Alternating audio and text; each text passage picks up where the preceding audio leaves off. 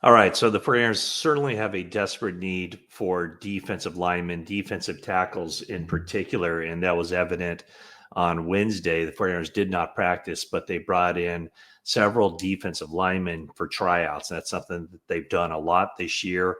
The roster has just been turning over at the bottom like I don't ever remember it. Through 2 weeks in camp, 49ers have brought in a lot of wide receivers.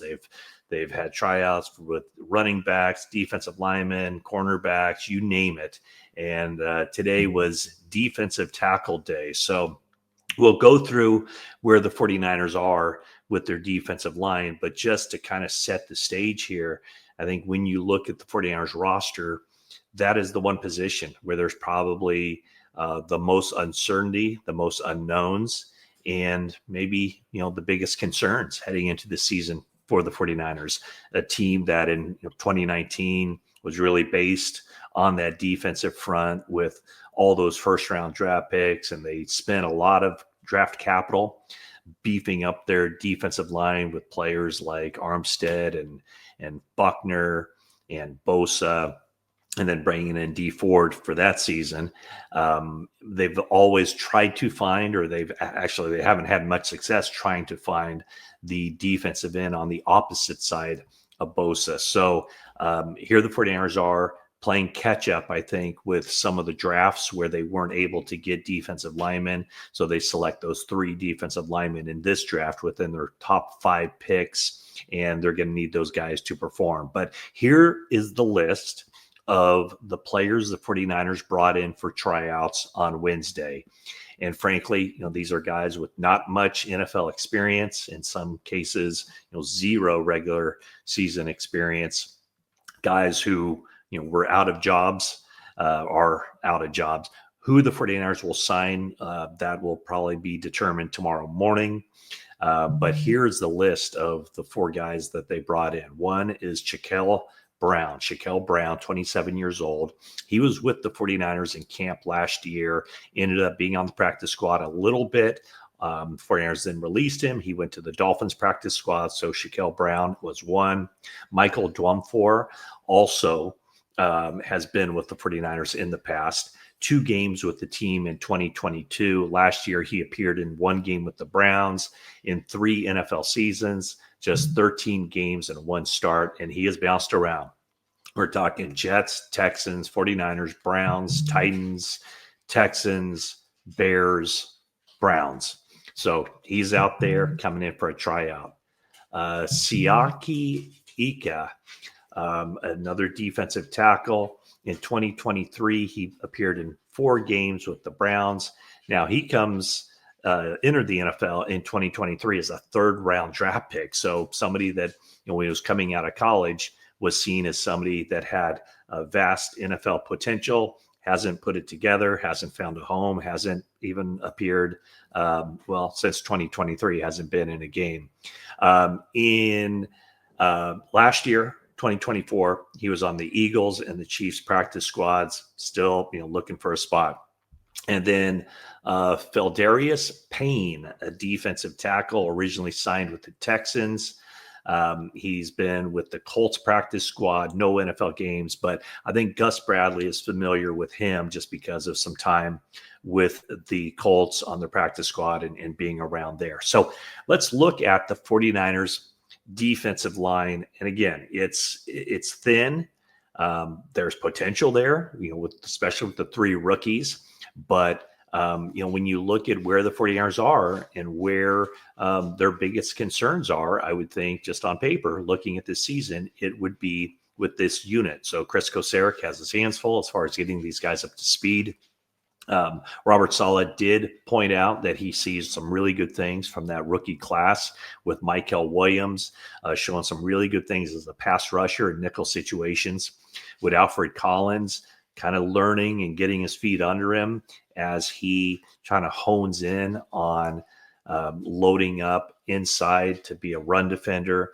And then CJ West with the high motor showing some good things as a defensive tackle as well. So where the 49ers stand right now with their defensive line is, I think, there are 5 guys that you look at with Bosa, Michael Williams, Alfred Collins, CJ West, and then Bryce Huff will be their nickel pass rusher.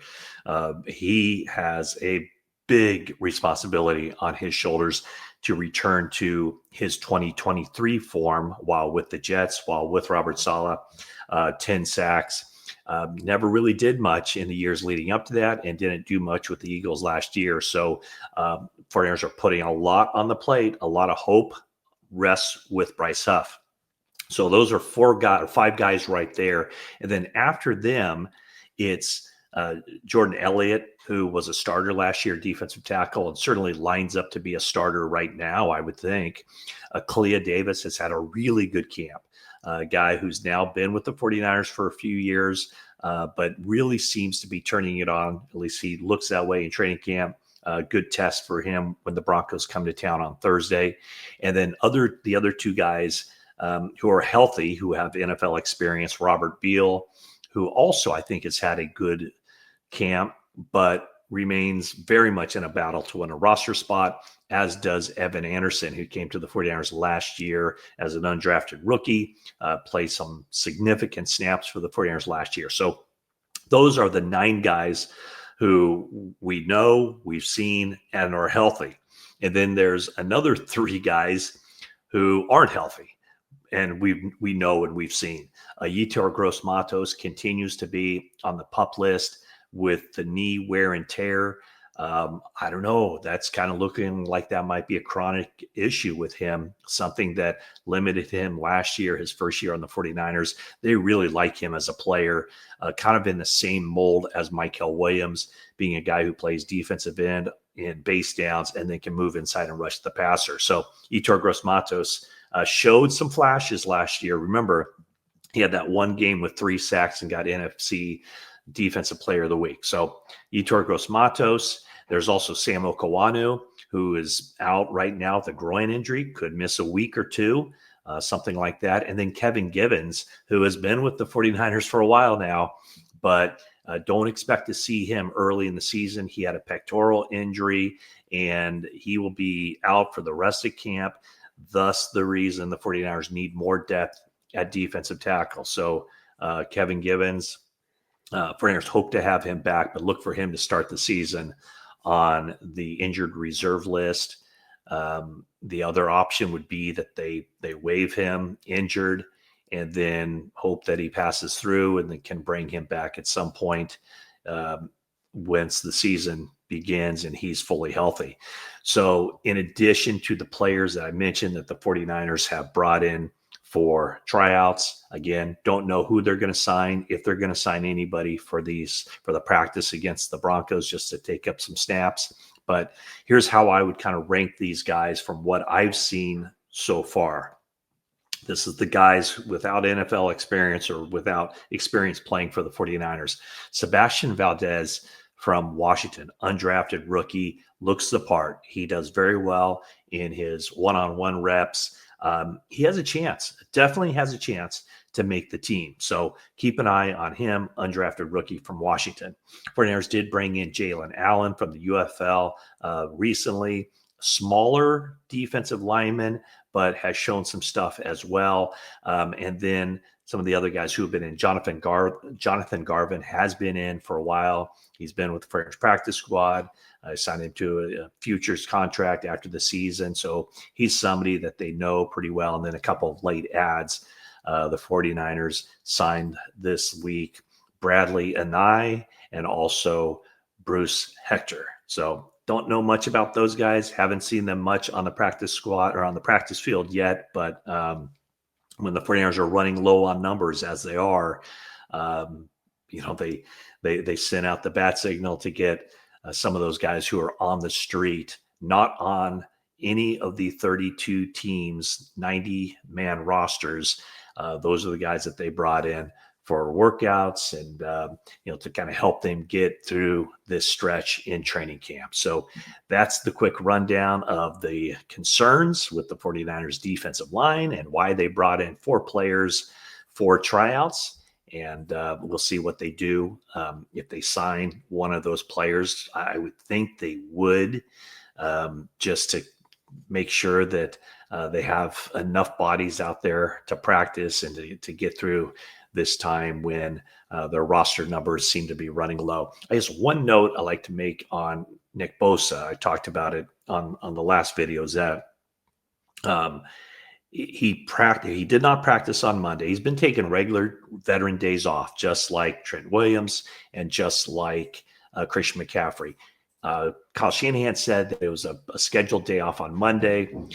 He didn't practice on Tuesday, but I did see him going through drills and going at high tempo. That didn't look like he was impacted by any kind of injury, but we shall see what his practice status is for Thursday when the Broncos come to town. So again, thanks for watching. Please subscribe if you haven't already. Check out all my stuff at NBCSportsBayArea.com.